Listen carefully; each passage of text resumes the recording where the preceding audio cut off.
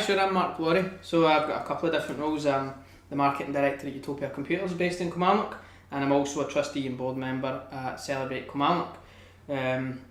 So what I kind of do there is, well, first of all, it's obviously the marketing side, but I'm a big believer in what we just discussed before we started here, Ross, about brands and community groups and local authority communicating with people on a much more human level, breaking down the barriers. It doesn't have to be such a scary thing. We try and talk to people like you would talk to one of your pals. It doesn't have to be that it's the business versus the consumer, and that's kind of what I'm trying to do here. Okay, excellent.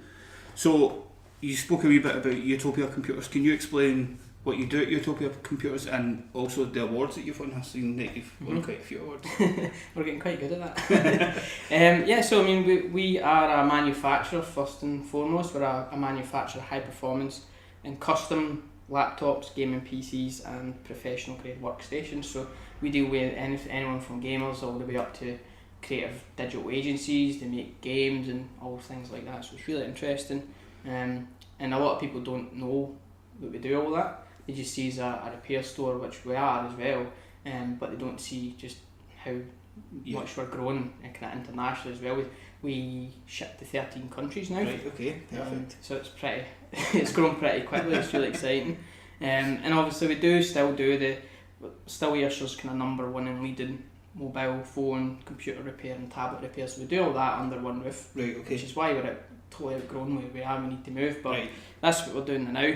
And you said about the awards. So yeah, we just picked up the UK's best computer manufacturer system builder award. Right. That's the set. We won it last year as well. So 2 years in a row. And we also picked up Ayrshire's best business last year. Fantastic. And I was looking over the questions yesterday and I was counting up the awards and I had to double check it. Because apparently we've won 15 industry awards in 4 years. Awesome. So for a company our size and representing Scotland on the national stage, I'm really happy with that. So when you started up Utopia Computers, was your sort of ambition to get into the high spec building, or was it to start off as a repair and then the building came along secondary? So it was actually kind of co-director Craig, he's the MD at Utopia. It's his dad Ian that started the company about 20, we're never too sure how long ago, we'll say 20 years ago. So it started off in the indoor market in Kilmarnock. Ian had dabbled in loads of other businesses. He had a record store, a restaurant and all sorts of stuff, so he was really into computers. Started indoor market, slowly grew the business and then got a shop in Highglen and Cairn Street, and then we've now got two shops kind of jammed together. So it traditionally started off with fixing PCs, selling stuff over the counter, and then building the computers came kind of after that. Right, okay. So we've only really been doing and focusing heavily on branding ourselves as a manufacturer probably for 5 or 6 years now. Right. So as a PC manufacturer, we're still fairly new in the grand scheme of things, but that's always been, for the team we have now, that's been a passion for kind of day one. That's what we wanted to do, and that's where we are now. Awesome. So I also heard, and when I was looking up and doing my research, I saw that you were one of the first to pay the living wage in Kilmarnock, and I just wondered obviously there's clear benefits to paying the living wage, but do you find that there's other benefits behind it? You know, is there more to paying the living wage than meets the eye, is really the question I want to ask. Absolutely, aye. So I think we were, I need to check my facts here, but I'm pretty sure we were the first business in Ayrshire, and we're definitely the first PC manufacturer in Scotland and manufacturer in Scotland to become a living wage accredited employer, and we're now a living wage champion. So we were one of the first in the first 100 companies in Scotland to do it. Right. So we go to the kind of events and we champion it quite a bit, and it isn't just about paying people a bit more money. So I think some people still see that, and a lot of businesses see it as, well, we don't legally have to pay them more, so I don't think we will. And that's just, we encourage it as, if you're a profitable business, you should be paying your staff, and the living wage is what is calculated to be what you need to live a decent lifestyle. And it's not that you're going on luxury holidays and all that, and that's been calculated by the living wage team to, that's what you need to live on, not the minimum wage anymore. So the adverse reaction to that is, it's not just about giving people more money in their pocket, it's also that it takes off the stress and worried about having to make ends meet every month, paying paycheck to paycheck. And all of a sudden, everyone we had was a really happy, positive team anyway. All of a sudden, they take it up to the next level, and then you do start to see people enjoying things more and going the extra mile for everyone, and it's that sort of effect that you can't really monetize. It's tangible. I mean, I've worked for a couple of different people, and some of them have been really good to work for, and you find yourself going above and beyond what you're asked to do, and really pushing and finding ways to solve the problems that maybe they have in their business. And on the other hand, I've worked for people that are really difficult to work for, and it's you switch off, and so I think the living wage from my point of view is a great thing. And do you think that it puts more money into the community as well, doesn't it? So if people have got a wee bit more to spend, then they maybe shop locally instead of going for the cheaper option of Glasgow or wherever. So it is about the local economy. So I mean, the reason we kind of done it was one of those light bulb moments. So one of the guys had he was turning 21, and all of a sudden he was going to get quite a big pay bump. Right. And we were like, so yesterday he was getting paid this, and now today and tomorrow he's getting paid this amount. That doesn't really make sense. So everyone works really hard, and all the younger guys get paid less than the older guys. And sorry, just to interrupt, that's because the minimum wage jumps when you're 21, I take it? That's right, yeah. So you'll get paid differently at that level, so that's the reason that happens. Right. So we pay everyone in the company at least the minimum, the living wage. Right, okay. So as soon as you come in for day one, you're on the same living wage level as everyone else. There's no intermediary period or anything like that. It's just straight onto it. We became as I say, an ambassador for it, I suppose. So we believe that as soon as you're in the door, you get paid that, and that's what you need to live on and have a good lifestyle. Because when you think about it, you can have your own house and kids and car and mortgage at 18. So why would you change it at 21? What you've said just makes sense. Aye, no, definitely.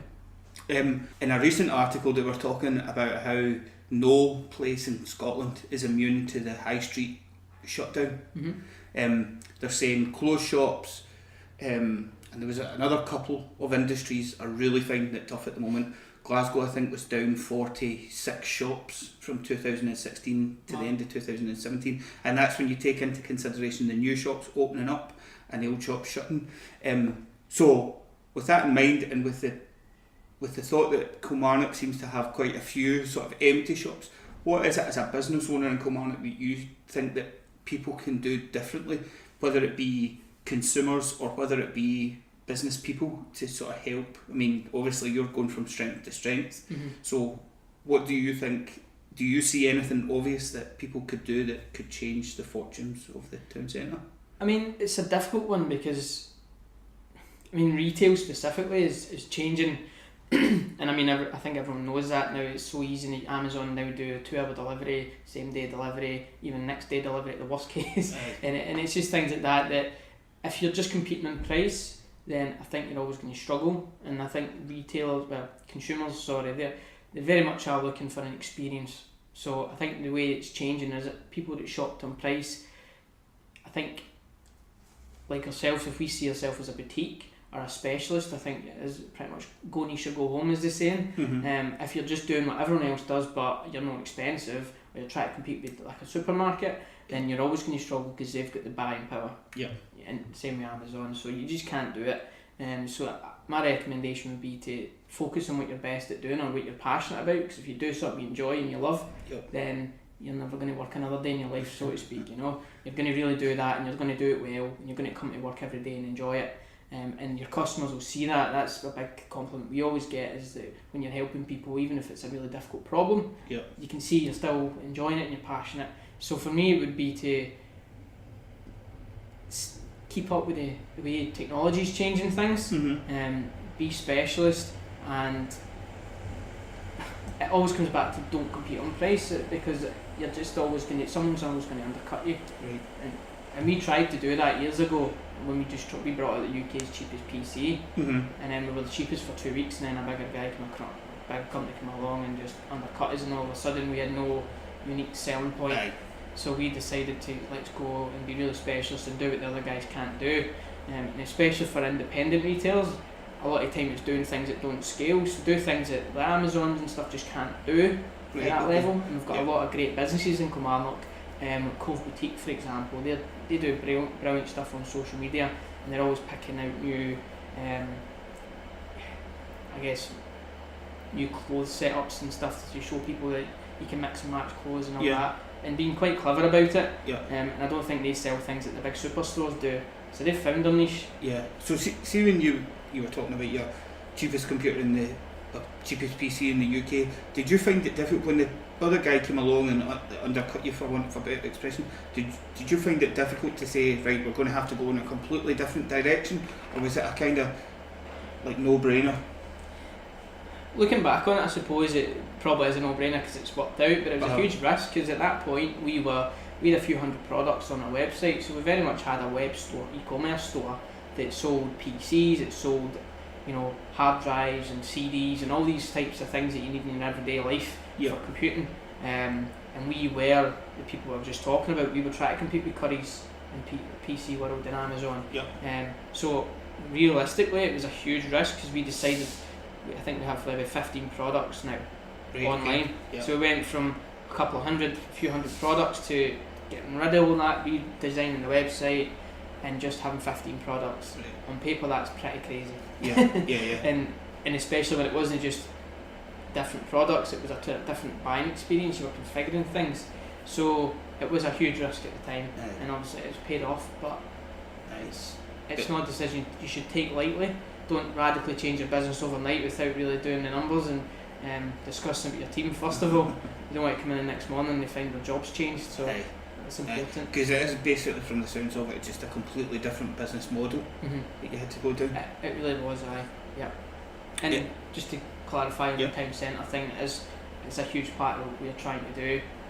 We celebrate Kilmarnock and stuff, is trying to get more people to diversify a bit in the high street and not just expect the big box retailers to come in and save the day. That's not going to happen. No, and even if the big box retailers do come in, I mean, it would put Kilmarnock up against Silverburn.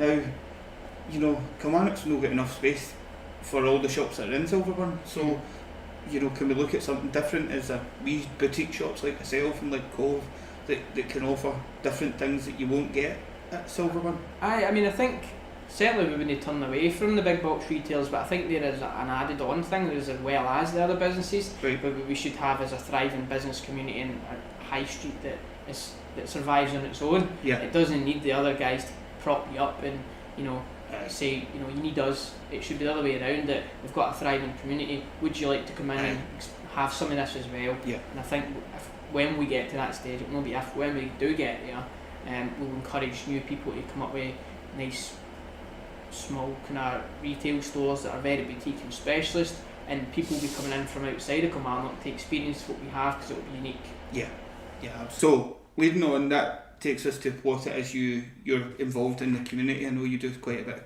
sort of community work. Would you care to explain what it is that you do? Sure, so I've been part of the Celebrate Kilmarnock, or the Kilmarnock Town Centre partnership for about 3 years now, I think. It's kind of flown in.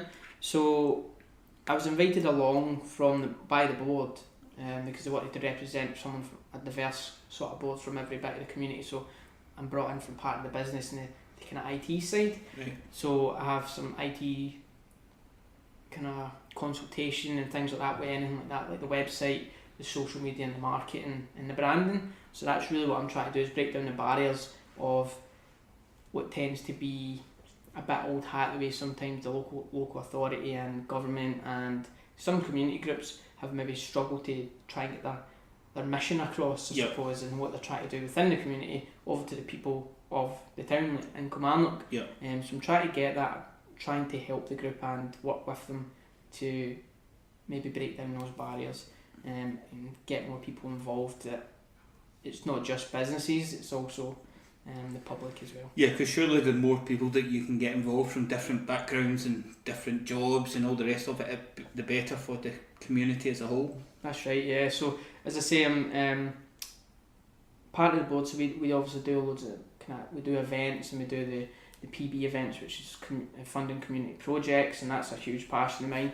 We really love doing that. it's a lot of work, don't get me wrong, but being able to see, like yourself, you're one of the people that got funded, to be able to see these things in action and become real is a massive benefit of doing the volunteer work there.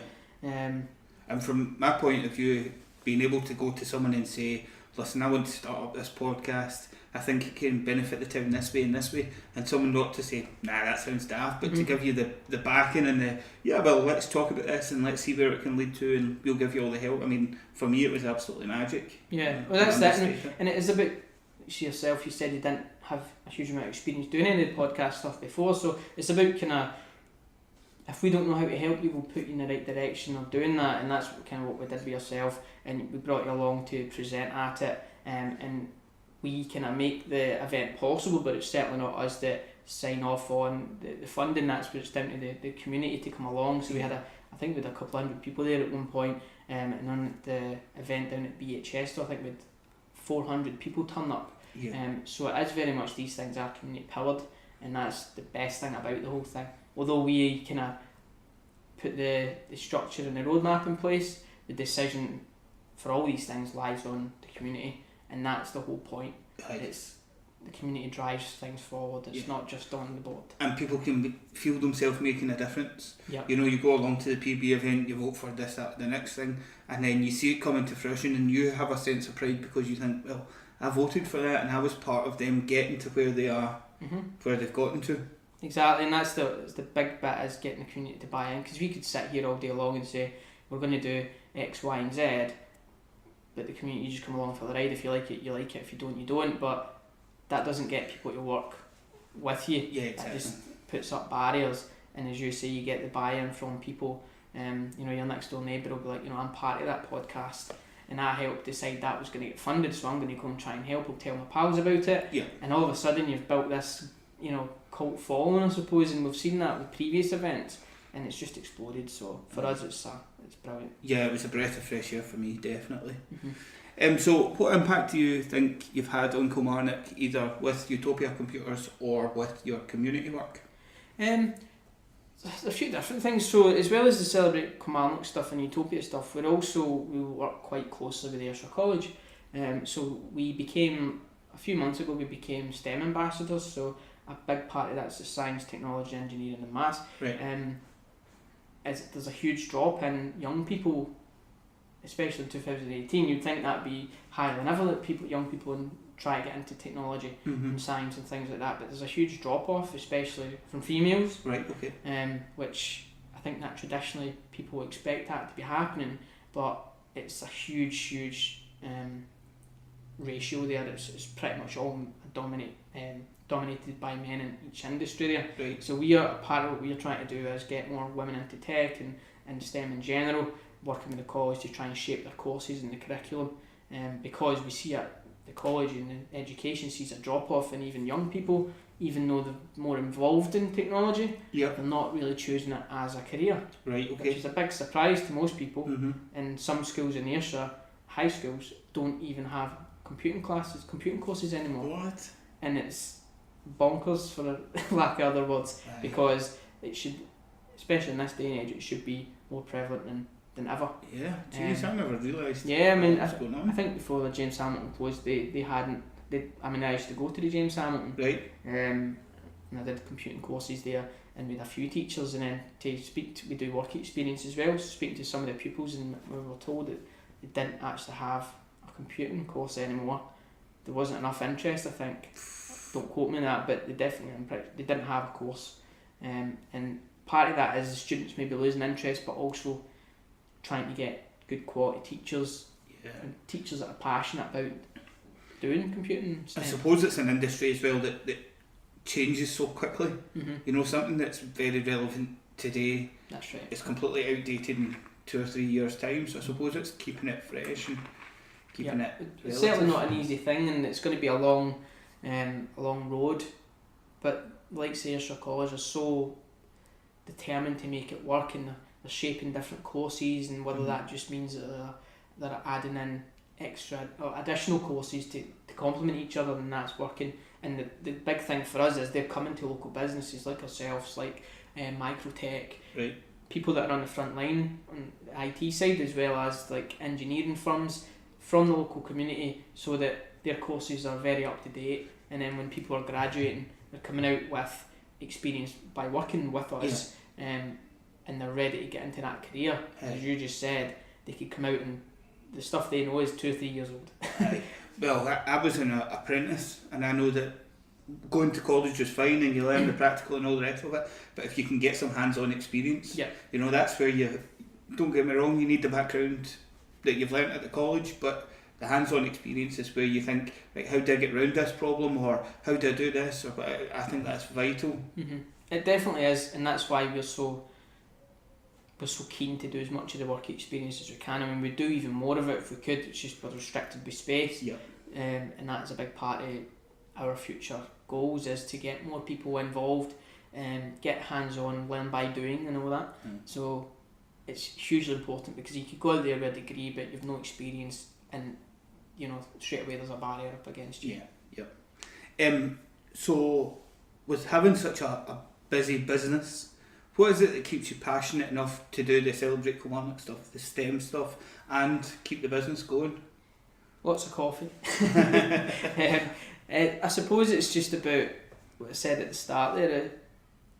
I chose the career I'm in because I really love doing it, and I think if you are really passionate about something and you get up every day excited to go to work, don't get me wrong, you have your days where you just, you know, it's not just as simple as that, and you know, like everybody else, but the majority of your days you're really excited to go to work, and every day is different, especially what I'm doing.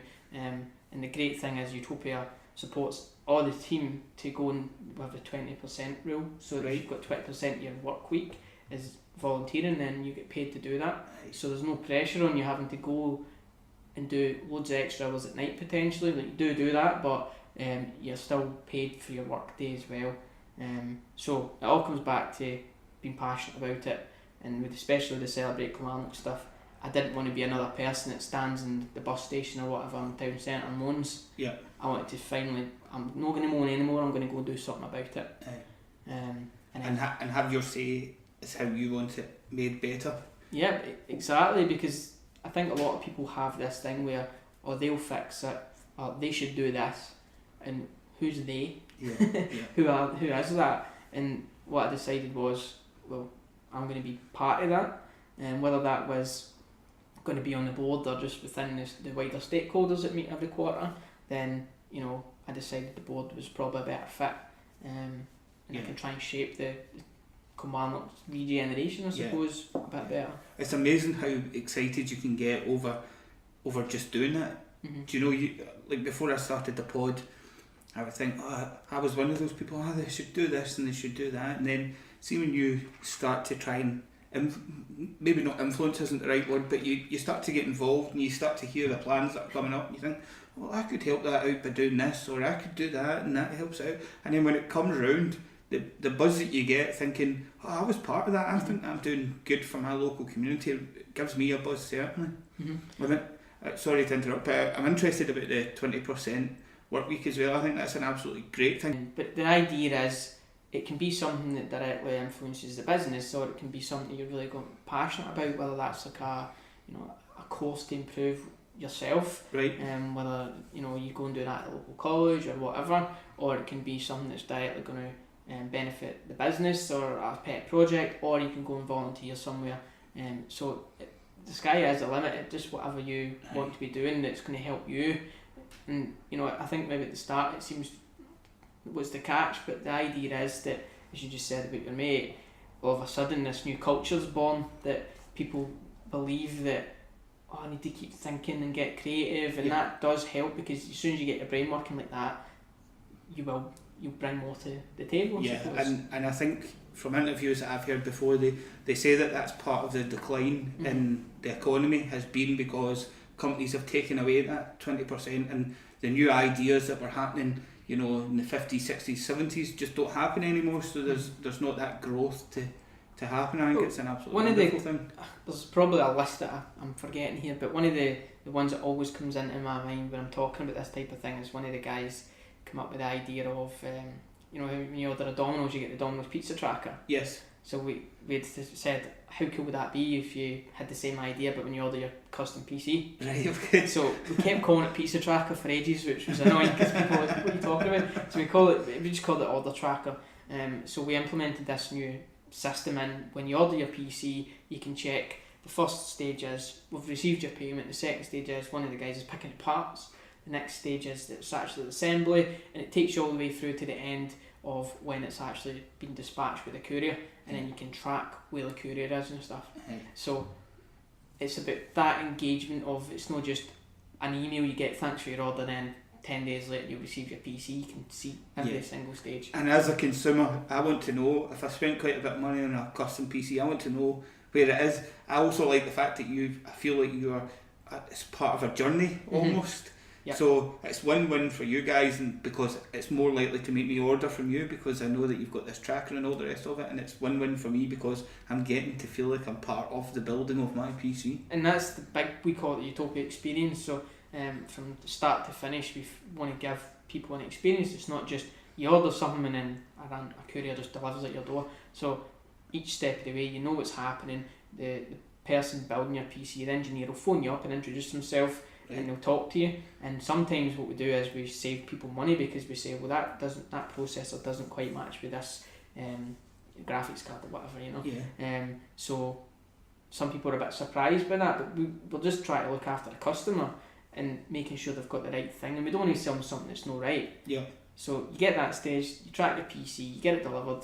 Most of the time it comes in a big wooden military grade armour crate, so that's in itself is a huge experience because you just get a cardboard box. Yeah. So people love that, and some people even use them for toy chests and stuff. Yeah. And then we used to do like Highland toffee for international customers and things. So it's not just packed away and sent. It's about that people giving that experience that we call the Utopia experience, and not just accepting they're going to be maybe more expensive than a competitor, but that experience is worth it. But what you were saying about saving people money, we went to the cobble shop recently to get some gravel, and the guy, we were wanting to build flower beds, and the guy was like, well, I think you need to do this and you need to do that. He said, but that's going to cost you quite a bit of money, so see if you do this, you'll have this stuff lying about your garden, do this, and then we'll only have to sell you a ton of chips rather than 3 tons of chips.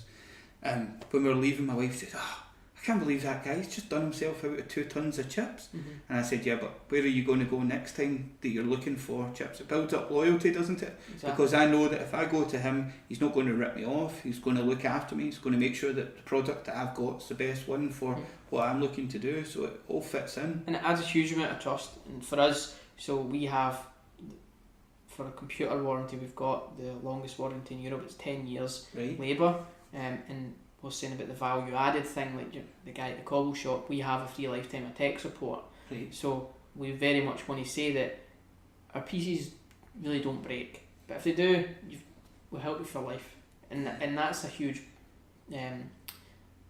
trust thing, because people know you're not just trying to get a quick sale and that's you done with them, and it's about that. And then with your 10 years labour, that means is if you decide to upgrade one of the parts in your PC, you just pay for the part and shipping, and we'll do all the labour and testing and fitting for free. So it is, and it just makes you feel like when I buy this, it's not out of date straight away. I can update it, and I'll get help, and I don't need to worry about anything. And that's what I'm saying with people are now buying experiences as well as products. Yeah, and I think that's probably what made Apple quite successful, was they were buying but I think Apple's rapidly going downhill with their experience after the market, or after purchase experience, is it? You take it up and you've got 3 weeks to wait before you've got an appointment and all the rest of it, which is obviously it's not quite what Apple were known for before, I suppose. No. So the last thing that we do is do some quick fire questions. It's my favourite part of the interview, mate. I love this. So question number 1, favourite park in Kilmarnock? Well, I think we're quite lucky because we've got 3 amazing parks. The Dean Park I use the most, it's closest to where I live. It's good to go for a run and chill out and stuff, especially with the new things they're doing. Yeah. Okay. Favourite thing about Kilmarnock? I don't know if this is going to be super quick fire, but it's kind of what we've touched on again. It's about the community being, they're not just going to settle for anything, they want to be behind everything. It's really close knit, so it's still a big town, but it's a small community. And I think a lot of people do forget that the amount of talent we've got, like yourself and local businesses and stuff here, they forget that that's all on the doorstep. We want to lead the way in things like different industries like data research and cyber security, and we're not just saying we're going to be the best in Scotland or the UK, it's we want to be the best in the world. And I think that's a huge deal, because people may throw that term about a wee bit, but to say you're the best in the world at something and be behind that, it's a huge thing. And then the last bit is the travel links. So we're obviously right here in the train station today, so you can pretty much get to anywhere easily in the UK. So Kilmarnock's hundreds of great stuff about it. Yeah. So number 3, favourite place to eat in Kilmarnock? I like my food. So I would say there's 2. I'm going to be cheeky again. It's the Longhouse and Da Vinci's. Right, okay. Have you lived in Kilmarnock all your life? I have, yep. Cool. What's the most exciting thing coming up in Kilmarnock? Most exciting thing, there's loads again, but I would say, so the Celebrate Kilmarnock side of things, we are trying to breathe life again into King Street. So we want to have a building that's our own, like Celebrate Kilmarnock HQ, for loads of groups to come in. So that for me is amazing, because King Street, we've been wanting to do something like that for a while. And then on the Utopia side of things, we are going to be moving premises. We're still early doors, but we are looking to be moving to the new Halo project that's getting built across the road. Right. That's amazing stuff's happening there. Kind of world leading technology, geothermal and all that, and then a tech innovation hub. So can't wait for that. Excellent. And then finally, favourite famous person from Kilmarnock? So I couldn't find any film stars. I don't think there's any crazy film stars for here. I'm sure you'll be in this list one day, Ross. I don't know about that. But the main ones for me that I was kind of looking up was, and funnily enough, I thought it tied in nicely because they're both Utopia customers. Right, okay. Randomly enough. So we've got William McIlvany, so he's the new campus is named after him. Yeah. He's sadly passed away, but he's a hugely famous Kilmarnock author. I never had the pleasure of meeting him, but he has been a customer over the years, and the team, I was talking to the team about it, and he said he was just a really genuine guy, and I never really realised who he was until later on. So you can always tell by a person when that happens. Yeah. And the Telegraph and stuff, he just said like there's many authors that have been admired, but no one really as much as William McIlvany. So I think that's amazing. He's made such an impact. And then there's another customer. I think he's Kilmarnock Comores, so I'll take that one. I'll give you. Which is Graham O'Brien. Right. Do you know? Yeah. Right. Okay, so he's a Flying Scotsman. Again, never realised who he was. He's been a customer in his family for years, and again, you can always tell by a person about that. There's been films and books and everything done for him, and he's made a world name for himself. Yeah, I saw the film actually in the pub. Right. At the train station. They were doing a sort of screening to try and promote people getting out on a bike, and he just seems dead down to earth. I've never met him, obviously, but he seems such a nice guy in the film anyway. Definitely, and I think he's got so many of his close mates are like huge athletes. Yeah. And you just would never know. He's just so laid back and such a nice guy. And when I think we found out about it on Twitter, and he tweeted or something saying thanks, and we went on, and he's like he was verified and tons of stuff, and I'm like, who's this guy? And then we seen him, and he's like, it's great. What the hell? So well, in the film at one point he's on the phone to Chris Hoy as if that's one of his best mates. Brother, you know, oh Chris, how you doing? Blah blah blah. And then the next thing he's turning around and he's in his kitchen and he's welding in his kitchen and he's going, what the hell's going on here? It's just amazing. It's a great film if you've not seen it. I need to actually see it because it's pretty mad of knowing it, and there's stuff named all over the world with the Flying Scotsman. And I think again this shows you how much talent is kind of nurtured here, and there's so many of these things happening that you don't know about until you start to speak to people. And also I think it's a personality trait of people of Kilmarnock that they don't shout from the rooftops about how good we are. And so that kind of leads me on, I'll be cheeky here, but it leads me on to... You're not having 3 people. No, it leads me on to the thing that I've meant to say at the start there, which is about putting Kilmarnock on the map. So we just got a motion passed for a reward there from the Scottish Government. So to be able to represent Kilmarnock in Scotland on a national stage is pretty amazing. And you're saying about shouting through the rooftops about it. I don't think people in Kilmarnock do that enough. No, I don't think we'll certainly try to do that more, because you're always going to be quite modest, but when people start to tell you the great stuff you're doing and you get a letter through for the Parliament saying well done, then I think sometimes you just need to say thanks very much and tell people about it. Yeah, absolutely. I think that it builds a huge amount of community spirit and community pride as well if people do it, and I know it's not in people's nature. You know, I find it quite difficult to say, oh, I've done this and I've done that, you know, but it's nice when it's nice to hear. I think you can do it in the right way, and I mean, the adverse effects for that is you get people coming in to congratulate you, bringing you chocolates and a bottle of wine or whatever, and this is people that are paying customers. It's not as if you're doing things for them on the side or you're being pals with them. They're coming in to say, I'm really happy you're still here, you're doing great things, and basically saying thanks for being part of the community. And that for us is a big pat in the back, and I think there's so much of this happening in Kilmarnock that you just don't hear about. Very much need to try and get that across as best we can. Excellent. Well, thank you very much, Mark, for your time. That's been great. Is there a place that people can go to find out more about Utopia Computers and more about Celebrate Kilmarnock? Yep, so Utopia, you can get us on Twitter, Facebook, Instagram, and our website is utopiacomputers.co.uk. Social media is all /Utopia Computers. Right, I'll put links on the show notes to it as well. So and the Celebrate Kilmarnock, it's celebratekilmarnock.com, and Celebrate Killie on Twitter. We'll be moving over to Facebook pretty soon, I'm sure. But you can check out some updates and stuff on there. And also keep an eye on the Twitter and stuff. We'll be announcing when the stakeholder meetings are come along and they're open to everyone. The wider stakeholder ones are there. You meet quarterly, and they're open to absolutely everyone. So if you've got an opinion, or even if you just want to see the cool stuff that's happening, because that's important, and pop along to that, and we'll put it out on the likes of Twitter. Excellent. Well, thank you very much, Mark. Thanks for your time. No worries, Ross. Thanks for having me. Cheers.